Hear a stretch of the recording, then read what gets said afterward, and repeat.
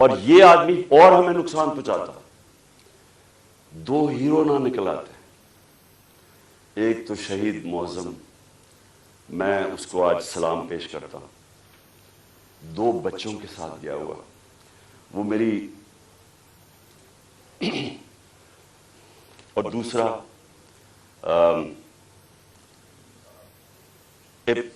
ابتسام، جس طرح اس نے پکڑا اور جس طرح اس کی اگر دلیری نہ ہوتی تو اس نے بس مار دیتا تو اور تباہی کر سکتا تھا. 11 لوگوں کو گولیاں لگی اور ایک ہمارا معظم شہید ہوا. اب ہم نے ایف آئی آر رجسٹر کرنے کی کوشش کی ہے. سب ڈرتے ہیں کیونکہ کئی ادارے یہ قانون سے اوپر ہے. میں آج جنرل باجوہ سے سوال پوچھتا ہوں کہ کیا فوج کا وقار اوپر جائے گا یا نیچے جائے گا اگر جو آپ کی فوج پہ کالی بھیڑیں غلط کام کر رہی ہیں، ظلم کر رہی ہیں، انسانوں پہ تشدد کر رہی ہیں، اگر آپ ان کے اوپر ایکشن لیں گے تو فوج کا وقار اوپر جائے گا، لوگ عزت کریں گے فوج کی. لیکن اگر یہ ہے کہ فوج میں ایسے لوگ بیٹھے ہیں جو ہمیں بھیڑ بکریوں کی طرح سمجھ رہے ہیں، مار داڑ کر کے، ڈرا دھمکا کے، اگر سمجھ رہے ہیں کہ اس طرح فوج کا وقار اوپر چلا جائے تو نفرتیں بڑھ رہی ہیں. آپ کے ایک میجر جنرل نے جو میرے خیال میں غداری میں پکڑا گیا، امریکہ کے لیے غداری کر رہا تھا، آپ نے اس کو سزا دی. فوج کا وقار اوپر گیا، غلط کام کر رہا تھا. تو کیا یہ اب میجر جنرل فیصل اس کی تفتیش ہونے دیں گے آپ؟ اور کیا اس ملک میں اب تفتیش ہو سکے گی جب جنرل فیصل کے اوپر الزام ہے، انٹیریئر منسٹر ثناء اللہ کے اوپر الزام ہے، اور تیسرا پرائم منسٹر شہباز شریف کے اوپر الزام ہے؟ کیسے تفتیش ہوگی؟ جب تک یہ 3 لوگ ریزائن نہیں کرتے تفتیش ہوگی کیسے؟ اور ادھر میں جنرل باجوہ آپ سے بھی فوج کے وقار کے لیے کہہ رہا ہوں کہ یہ پاکستانی فوج کو نقصان پہنچا رہے ہیں.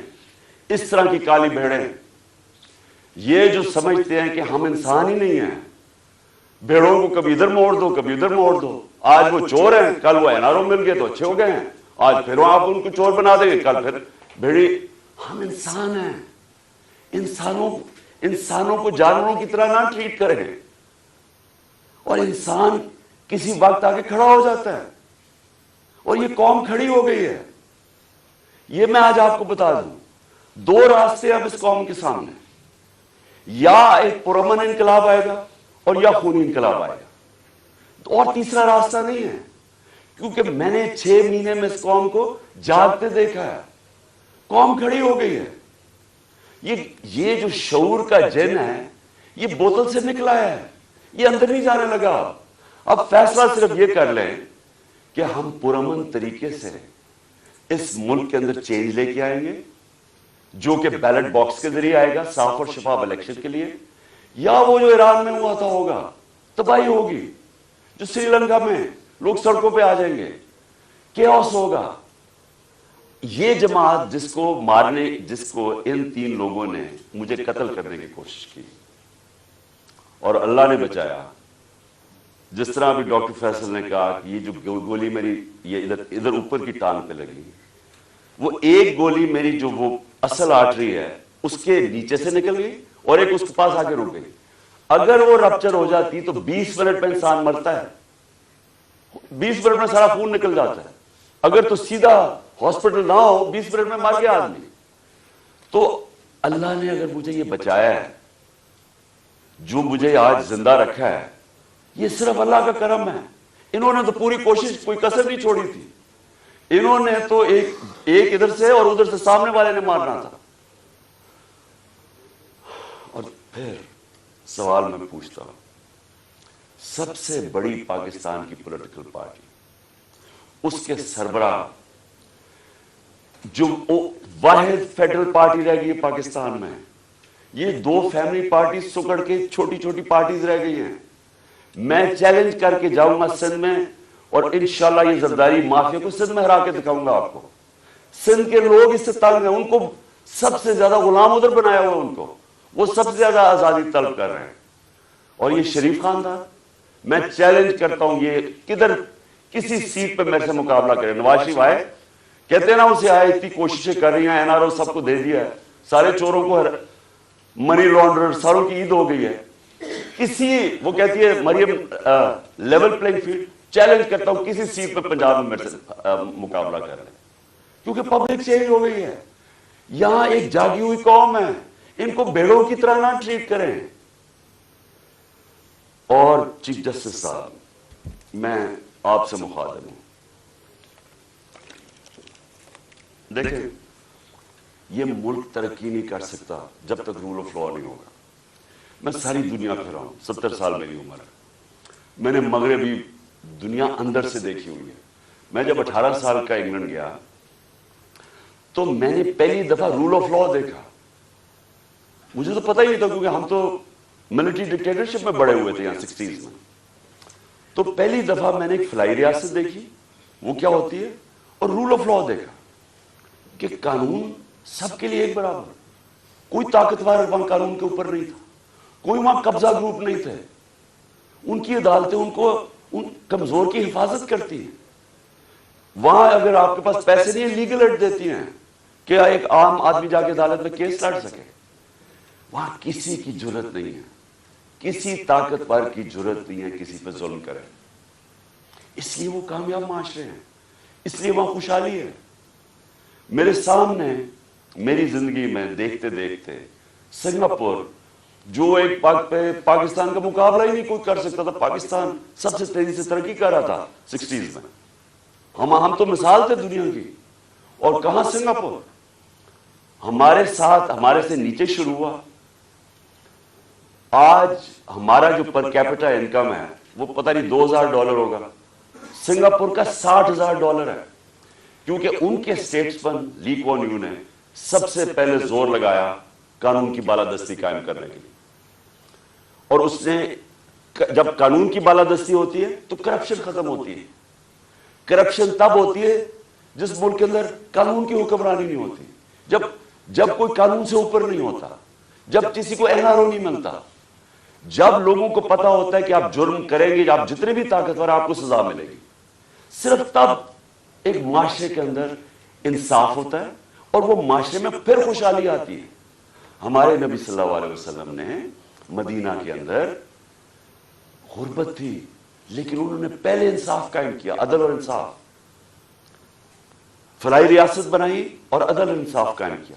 رحم دل ریاست بنائی اور عدل انصاف قائم کیا.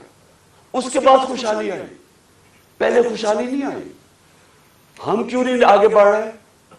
میں ابھی آپ کے سامنے مثال دے رہا ہوں کہ ملک کی سب سے بڑی پارٹی کا جو سربراہ ہے اس کو انصاف نہیں مل رہا.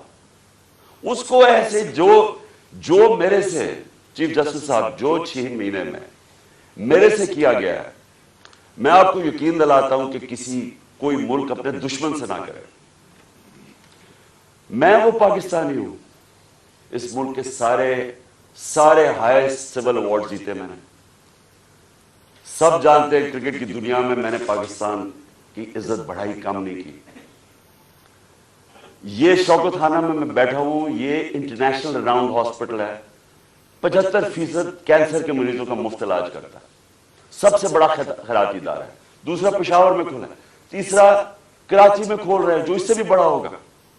2 یونیورسٹیز بنائی ہیں, القادر یونیورسٹی جو کہ 100% فری ڈگریز دے رہی ہے لیڈرشپ کے اندر, سیرت نبی کے اندر, اور دوسری طرف نمل یونیورسٹی جدھر 90% اسٹوڈنٹس کو مفت تعلیم مل رہی ہے اور 85% جیسی ڈگری لیتے ہیں ان کو نوکریاں مل جاتی ہیں.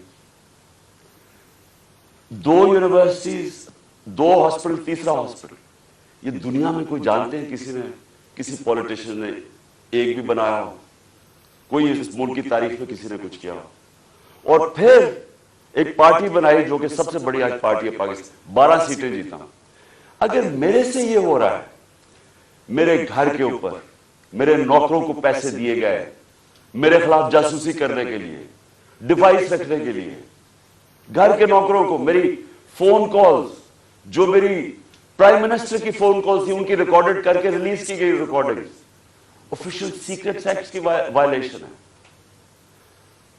لوگوں کو جو ہمارے ڈونرز تھے ان کو ڈرایا دھمکایا گیا. ہر حربہ جو استعمال ہو سکتا ہے کہ ایک دشمن کے خلاف، وہ میرے خلاف. یعنی یہ جو یہ میسج پہنچواتا ہے، یہ جو الیکشن کمیشن ہے، جی میں نہیں کہہ رہا، پیچھے سے مجھے حکم ہے. ایف آئی اے والے جو کہہ رہے ہیں، ہم نہیں کہہ رہے جی میں پیچھے سے حکم ہے. وہ 25 مئی میں جو پولیس والوں نے ظلم کیا تھا ہمارے، ہم کیا کریں جی ہمیں پیچھے سے حکم ہے. یعنی یہ ایک پاکستان کی جمہوری پارٹی سے مذاق ہو رہا ہے، ظلم ہو رہا ہے. یہ قوم کو تباہ کر رہے ہیں. قومیں تباہ ہوتی ہیں ایسے. ایسٹ پاکستان میں کیا ہوا تھا؟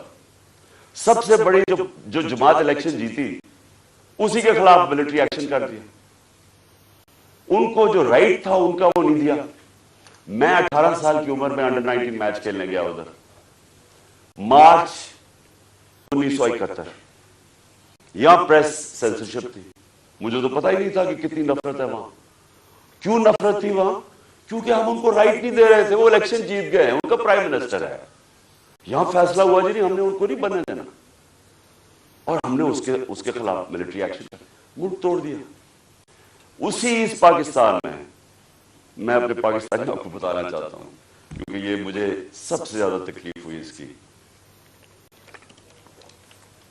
کہ 18 سال کے بعد، یہ 71 تھا، 18 سال کے بعد میں پاکستان ٹیم کیپٹن ایک بنگلہ دیش ایک ایگزیبیشن میچ کھیلنے گیا ہندوستان کے خلاف. دو ایگزیبیشن میچز تھے. وہ 2 میچز ہم جیت گئے، وہ 2 میچ سیریز جیت گئے. میرے پاکستانیوں، وہاں جدھر نفرت تھی پاکستان سے 1971 میں، کیونکہ ہم ان کو رائٹ نہیں دے رہے تھے، انصاف نہیں کر رہے تھے. 50,000 لوگوں کا سٹیڈیم ایک ہی نعرہ مارا، پاکستان زندہ باد، پاکستان زندہ باد. ہوٹل سے جدھر ہمارا ہوٹل تھا اور جدھر سٹیڈیم تھا، سٹیڈیم سے ہوٹل تک لوگ سڑکوں پہ لائنوں پہ کھڑے ہوئے تھے، پاکستان زندہ باد. تو میں نے تب مجھے پتا چلا یہ کتنی بڑی ٹریجڈی ہے کہ ہم نے کتنا ظلم کیا ان لوگوں کے ساتھ جو ہمیں چھوڑنا نہیں چاہتے تھے، لیکن ہم نے ان سے انصاف بھی کیا. اب وہی کرنے جا رہے ہیں. سب سے بڑی پارٹی کو دیوار کے ساتھ لگا رہے ہیں اور اس کے لیڈر کو قتل کر رہے ہیں، کوشش کر رہے ہیں. کیوں؟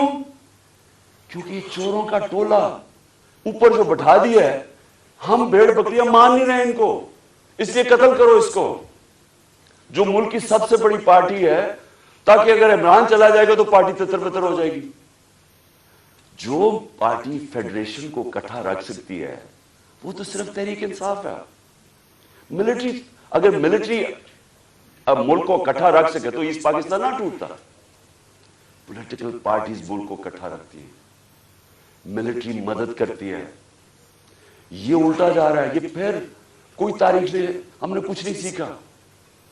کیا ہوگا؟ مجھے پتا تھا جس دن میں نکل رہا تھا، مجھے پتا تھا کہ یہ آج یا کل انہوں نے میرے پہ کوئی واردات کری ہے، کیونکہ مجھے پوری میسج آئی کہ جناب یہ انہوں نے اب مجھے کہا کینسل کر دیں، اب نہ جائیں، انہوں نے مار دینا آپ کو. پہلے تو میں نے سوچا کہ کیا یہ واقعی کریں گے، کیا یہ واقعی یہ کر لیں گے کہ یہ ایک ملک کی ایک قوم کو نقصان پہنچائیں گے اپنے چھوٹے چھوٹے مفادات کے لیے، وہ اپنے پیسے بچانے کے لیے. کیونکہ ان کو سارا ڈر یہ ہے کہ اب یہ چوری کا پیسہ ہے، یہ جو این آر او ہے ہم نے جو لے لیا ہے، اب کہیں عمران خان آ کے اس کو ریورس نہ کر دے بس.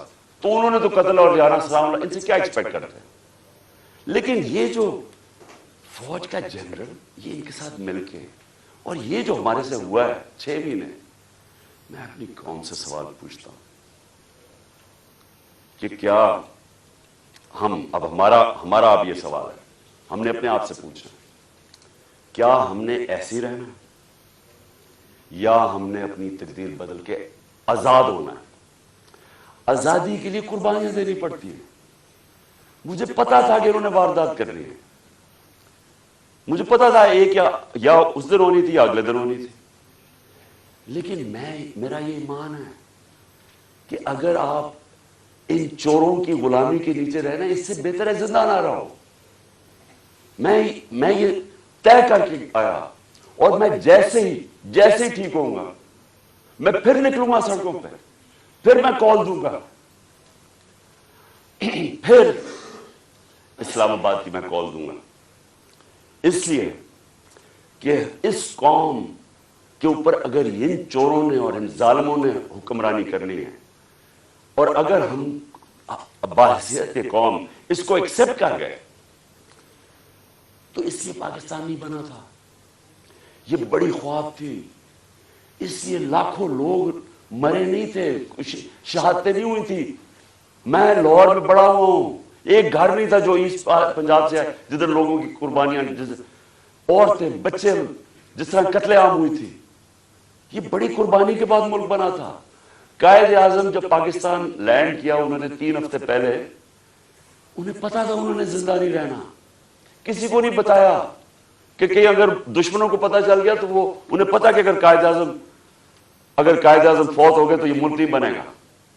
کسی کو پتا نہیں چلنے دیا. اور 3 ہفتے پہلے لینڈ کرتے ہیں کراچی، تو ایڈمرل جو ان کا اسسٹنٹ تھا اسے کہتے ہیں، میں نہیں سمجھتا تھا کہ میری زندگی میں پاکستان بنے گا. اس لیے نہیں بنا پاکستان کہ چوروں کی ہم غلامی کریں، یہ ظالموں کی جو لوگوں پہ تشدد کرتے ہیں. آپ کو پتا ہے اعظم سواتی کو جب اس کے اوپر تشدد کر رہے تھے، اسے کیا کہہ رہے تھے کہ یہ عمران خان کو بتاؤ کہ اس کو ہم اس طرح ننگا کر کے ماریں گے. یہ ہمارے لوگ ہیں، یہ اس ملک کی سیکیورٹی کے لیے ہیں، اور یہ اس کو کہہ رہے ہیں اس کو کہ عمران خان کو پیغام دو کہ اس کو اس طرح ہم ننگا کر کے ماریں گے. پنڈی کا وہ مسٹر وائے جو ملتان کا ہے، مسٹر وائے بیٹھا ہوا ہے، وہ ہمارے ایم پیز کو بلا کے کہہ رہا ہے کہ دیکھو یہ پی ٹی آئی کی کوئی فیوچر نہیں ہے، اور عمران خان کو تو ہم نے وہ کرنا ہے جو اعظم سواتی سے کیا. یعنی یہ ہمارے لوگ ہیں. جنرل باجوہ جاگیں، یہ ملک تباہی کی طرف جا رہا ہے. یہ اگر آپ نے ان کے اوپر کالی بھیڑوں پہ ایکشن نہ لیا، یہ نفرتیں بڑھتی جائے گی، یہ قوم ٹوٹنے کی طرف جائے گی. عمران خان کو جب اللہ نے لے کے جانا ہے میں تو تیار ہوں اس کے لیے. ملک کا سوچیں، اپنی ذات سے نکل جائیں باہر کہ جی چھوٹے چھوٹے مفادات کے لیے، اپنی ذات کے لیے، یہ چوروں نے تو اپنے پیسے کے لیے، ہم اپنے ملک کو قربان کر رہے ہیں. جو لوگ سڑکوں پہ ہیں، ان کی شکلیں دیکھیں، ان کی آنکھیں دیکھیں، آپ کو نظر آئے گا کہ یہ تلاش میں ہے کہ وہ پاکستان جدھر یہ آزادی سے رہے، جدھر کوئی کسی کو اجازت نہ ہو کہ کمزور کے اوپر کوئی ظلم کرے. تھانے کچہری کے اندر بیچارہ غریب آدمی ٹھوکریں کھاتا پھرتا ہے، اس کو انصاف نہیں ملتا، اس کی زمینوں پہ قبضے ہو جاتے ہیں. اور یہ بڑے بڑے ڈاکو ہر باری آ کے اپنی ساری چوری معاف کروا لیتے ہیں. 1100 ارب روپے کی یہ چوری معاف کروا رہے ہیں اپنے، 1100 ارب روپے کا این آر او لے رہے ہیں. ملک کو تباہی کے اندر ڈال کے، معیشت تباہ کر کے، مہنگائی میں لوگوں کو پھنسا، اور صرف اپنے پیسے بچانے کے لیے این آر او لے رہے ہیں. اور ان کو کوئی فکر ہی نہیں ہے. ملک کو جو مرضی ہو، ان کے تو پیسے باہر پڑے ہوئے ہیں. ان کے لیے ہمارے اوپر تشدد کیا جا رہا ہے، جس کا جینا مرنا پاکستان میں، جن کے پیسے ہی باہر پڑے ہوئے ہیں، جو عیدیں باہر ہیں، جو ان کی شاپنگ باہر ہے، بچے باہر ہیں، جنہوں نے جائیدادیں باہر بنائی ہوئی ہیں، بلینز آف ڈالر کی پراپرٹی ہے، ان کے لیے ہمیں قربان کر رہے ہیں. اور غدار پھر کون رہا؟ کون ہے پاکستان کا غدار؟ میرے اوپر غداری کا پرچہ کر دیا. شہباز گل کے اوپر کسٹوڈیل ٹارچر ہوئی، یہ دنیا میں بینڈ ہے. اس کے اوپر میں نے آواز اٹھائی، اور میں نے کہا کہ جس نے ریمانڈ میں بھیجا اس آدمی کو جس کے اوپر کسٹوڈیل ٹارچر ہو، اس کے اوپر قانونی کارروائی کریں گے. میرے پہ دہشت گردی کا پرچہ لگا دیا. تو یہ پاکستان کدھر جا رہا ہے؟ ہم وہ خود بھولے نا، جو قوم اپنے نظریے سے ہٹتی ہے وہ مر جاتی ہے. ہمارا تو نظریہ تھا، ہمارا نظریہ ہے اسلامی فلاحی ریاست جو مدینہ کی ریاست کے اوپر بیس کرنی تھی. علامہ اقبال کی شاعری تو پڑھنے ساری, وہ سارا وقت جگاتا رہا علامہ اقبال, غلام مسلمانوں کو جگانے کی کوشش کر رہا تھا کہ غلاموں کی کوئی زندگی نہیں ہے, پرواز صرف شاہین آزاد کی ہے. اور آزادی تب آتی ہے جب انصاف ملتا ہے. انصاف جب تک نہیں ملتا وہ قوم آزاد نہیں ہوتی. یا انصاف ہی نہیں ہے چیف جسٹس صاحب, یا میں آپ کو گارنٹی کرتا ہوں کہ جب تک یہ ریزائن نہیں ہوں گے تفتیش ہی نہیں ہو سکتی. تینوں تو وہ ملوث ہیں جن کے نیچے تفتیش ہے. تو چیف جسٹس صاحب اس ملک کو بچائے. آپ کی بڑی ذمہ داری ہے. اللہ جتنا بڑا ہمیں مقام دیتا ہے اتنی بڑی ہمیں ذمہ داری ڈالتا ہے.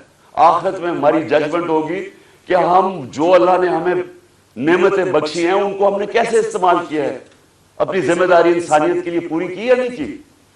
اللہ آپ سے پوچھے گا کہ یہ جو اعظم سواتی جو اسے ہوا ہے کہ کوئی سو موٹو ایکشن نہیں لینا تھا, کیا یہ جو شہباز گل سے ہوا ہے کوئی آپ کی ذمہ داری نہیں ہے, کوئی رول آف لا نہیں ہے اس ملک میں, وہ تو آپ نے امپلیمنٹ کرنا ہے.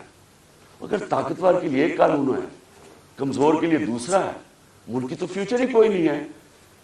کیونکہ میرے نبی صلی اللہ علیہ وسلم نے 1500 سال پہلے تقریباً انہوں نے کہہ دیا تھا کہ وہ قومیں جو کمزوروں کو, چوروں کو جیلوں میں ڈالتی ہیں اور طاقتور ڈاکوؤں کو پکڑتی نہیں ہیں وہ تباہ ہو جاتی ہے.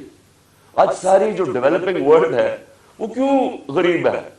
کیونکہ وہاں طاقتور قانون کے اوپر ہے. اور اگر سنگاپور اوپر گیا تھا تو ان کے اسٹیٹسمن نے طاقتور کو قانون کے نیچے لے, اس کی سٹوری پڑھ رہے کہ کیسے اس نے سنگاپور کو اٹھایا. پہلے انصاف لے کے آیا, انصاف سے کرپشن ختم ہوئی اور اس کے بعد خوشحالی آ گئی. شیر شاہ سوری سب سے بڑا مانا جاتا ہے کہ یہ جو بادشاہ تھے ہندوستان کے سب سے بڑا. کیا کیا شیر شاہ سوری, کدھر سے شروع ہوا؟ جو اس کو جاگیر ملی بہار میں, اس نے کیا کیا, اس نے رول آف لا قائم کر دیا, اس نے سارے بڑے بڑے ڈاکوؤں کو ختم کر دیا, اس نے وہاں انصاف کر دیا. سارے تاجر ارد گرد کی جاگیروں سے چھوڑ کے تو شیر شاہ سوری کی جاگیر میں آ گئے, وہاں خوشحالی آ گئی کیونکہ وہاں انصاف تھا. ادھر سے وہ کھڑا ہوا اور ادھر سے اس نے جب ہندوستان کی سنبھالی جب حکومت, تو ادھر اس نے انصاف قائم کیا. اس لیے آج اس نے لوگوں کے جب انصاف آیا خوشحالی آ گئی. یہاں ہم رینگتے رہیں گے امریکنوں کے, کبھی ادھر ہاتھ جوڑ رہے کہ جی ہمیں ادھر سے پیسہ مل جائے, کبھی وہ چینیوں کے پاس جا رہے ہیں پیسہ مل جائے, اور کبھی ہم مانگنا تو نہیں چاہتے لیکن ہم مجبور ہیں, ہم بڑے مجبور ہیں. تو 30 سال تو آپ دونوں فیملی حکومت کرتی رہی ہیں, تو کس نے مجبور کیا اتنا؟ کون اس ملک کو؟ یا جب سے یہ دو خاندان آئے ہیں ہندوستان بھی آگے نکل گیا, بنگلہ دیش ہمارے سے آگے نکل گیا. جب بنگلہ دیش بنا تھا تو لوگوں نے یہاں کہا جی بوجھ ہے ہمارے اوپر بنگلہ دیش میں, غربت بہت زیادہ ہے, وہ آگے نکل گیا ہمارے سے. جب سے یہ دو خاندان آئے ہیں تو کہتا جی ہم مجبور ہیں, ہم تو ماننے نہیں آئے لیکن ہم مجبور ہیں. آخر میں اپنے سارے پاکستانیوں کو جو پیغام دینا وہ یہ ہے کہ دیکھیں, آپ نے سب نے, میں نے فیصلہ کیا پھر سے کہ جیسے ہی میں یہاں سے ٹھیک ہوں گا میں سیدھا سڑک پہ, اور میں نے اسلام آباد کی کال دے دی. آپ سب سے میں صرف یہ کہتا ہوں کہ اپنے بچوں, اپنے مستقبل کے لیے آپ نے کبھی کمپرومائز نہیں کرنا اپنی آزادی کے لیے. غلام قوم دنیا میں اس کی عزت نہیں ہوتی. ہر ایک پاسپورٹ پوچھے ہمارے پاکستانیوں سے کیا ہوتا ہے, دنیا عزت نہیں کرتی, اور وہ قوم اوپر ہی نہیں جا سکتی. اگر ہم نے یہ غلامی کر کے اوپر جانا تھا تو ہم کب 40 سال سے, تو میں جانتا ہوں غلامی کر رہے ہیں, وہ کوئی امریکن آتا ہے اس کے پیر میں گر جاتے ہیں, کوئی گورا رنگ دیکھتے ہیں اس کے جوتے پالش کرنے شروع کر رہے ہیں. وہ جب سازش ہو رہی تھی تو مجھے یاد ہے کہ امریکن وہ عورت کوئی امریکن ایمبیسی سے مریم نواز کو ملنے گئی, وہ گھر سے باہر گئی اس کو ریسیو کرنے میں, اسے ایسے ملے جیسے کوئی برطانیہ کی پتہ نہیں کوئی ملکہ آ گئی. اس کے سامنے صرف لیٹ ہی نہیں گئے کہ میرے اوپر سے چل کے جاؤ جا کے اس کے جوتے نہ گندے ہو جائیں. یہ اپنے آپ کو ہم ذلیل کرتے ہیں ساری جگہ دنیا کے اندر، کیونکہ ہم بیکاریوں کی طرح پھرتے ہیں، قومی غیرت کھو بیٹھے. اور کیوں نہیں ہم آگے بڑھ سکتے؟ کیونکہ انصاف نہیں ہے. انصاف نہیں ہے، خوشحالی نہیں ہے، انصاف نہیں ہے، آزادی نہیں ہے. تو میرے پاکستانیوں، آپ نے سب نے جب تک یہ 3 لوگ ریزائن نہیں کرتے، آپ نے پروٹیسٹ کرنا ہے. آپ نے سڑکوں پر پروٹیسٹ کرنا، آپ کو آپ کا آئین رائٹ دیتا ہے. ظلم اور ناانصافی کے خلاف کھڑا ہونا آپ کا دین آپ کو حکم کرتا ہے. جہاد کرنا ہے. جہاد کیا ہے؟ ظلم کے سامنے کھڑے ہونا، ناانصافی کا مقابلہ کرنا، اپنی آزادی کے لیے کھڑے ہونا. یہ آپ کا فرض ہے. اور اللہ نے کیوں کیا ہوا ہے؟ کیونکہ اللہ کو پتہ ہے کہ غلام کی کوئی پرواز نہیں ہے. تو انصاف آپ کو آزاد کرتا ہے، اور آزاد کی پرواز ہے. تو اس لیے آپ نے سب نے نکلنا ہے. آپ نے پوری طرح اس پروٹیسٹ کے اندر حصہ لینا ہے، اور ان تینوں کی ریزگنیشن مانگنی ہے. کیونکہ جب تک یہ 3 ریزائن نہیں کرتے، یہ جو کیس ہے یہ آگے نہیں بڑھے گا، اس کی تفتیش نہیں ہوگی، کیونکہ کنٹرول کرتے ہیں سب کچھ ہے. ایف آئی اے، ساری ایجنسیز ان کے کنٹرول کے نیچے. تو کیسے انصاف ملے گا؟ جنرل باجوہ کو بھی کہنا، میں آپ کو آج کہہ رہا ہوں کہ یہ جو میجر جنرل فیصل کر رہا ہے، یہ اس ملک کو تباہی کی طرف لے کے جا رہا ہے. فوج اس ملک کی ضرورت ہے. ہم جو میری طرح کے لوگ آزاد سوچ ہی نہیں سکتے زندگی آزادی کے علاوہ، وہ چاہتے ہیں کہ ہماری فوج مضبوط ہو، کیونکہ مضبوط فوج ہی ہمیں آزاد رکھے گی. یہ کمزور کر رہا ہے فوج کو. ان حربوں سے ہماری فوج کمزور ہو رہی ہے. ہم جب تنقید کرتے ہیں یہ تعمیری ہے، یہ اپنی فوج کو کمزور کرنے کے لیے نہیں ہم کر رہے ہیں. ہم آپ کو آج کہہ رہے ہیں، ساری قوم آپ کو کہہ رہی ہے کہ یہ چوروں کے ساتھ ہم نے نہیں چلنا. قوم آپ کو بار بار کہہ رہی ہے. نہ یہ کریں کہ ہمیں ڈنڈے مار مار کے یہ فیصل کہ جی نہیں آپ نے بھیڑ بکریوں کی طرح ان کے ساتھ چلنا، نہیں چلنا انہوں نے. اور انتشار کی طرف جا رہا ہے قوم. سو مہربانی کریں، اس کو ریزائن کروائیں، اس کے اوپر پوری تفتیش کریں کہ اس نے کس قسم کا ظلم کیا ہے. اعظم سواتی کے اوپر جو ہوا ہے، جو شہباز گل کے اوپر ہوا ہے، جو جمیل فاروقی کے اوپر ہوا ہے، ننگا کر کے، کون سی قوم اجازت دیتی؟ کبھی سنا ہے امریکہ کے اندر، امریکہ کے اندر، یورپ میں کسی آزاد قوم میں سنا ہے کہ اس طرح آزادی رائے کے اوپر کسی کو ننگا کر کے ماریں اور پھر دھمکیاں دیں آگے سے کہ یہ بتا دو کہ عمران خان سے بھی یہی ہوگا؟ یعنی یہ ہماری ایجنسیز ہیں، ان کا یہ کام ہے کہ ملک کو ہی کمزور کرو. تو پروٹیسٹ ہوگا جب تک یہ 3 ریزائن نہیں کریں گے. جیسے میں ٹھیک ہوں گا میں سڑک پہ پھر آ رہا ہوں اور میں اسلام آباد کال دوں گا. آپ تیار رہیں. انشاءاللہ اللہ نے مجھے بڑا بچایا ہے، مجھے ایک نئی زندگی دی ہے، اور میرے میں عزم دے دیا ہے کہ میں اپنی قوم کی آزادی کے لیے پوری طرح لڑوں. پاکستان زندہ باد.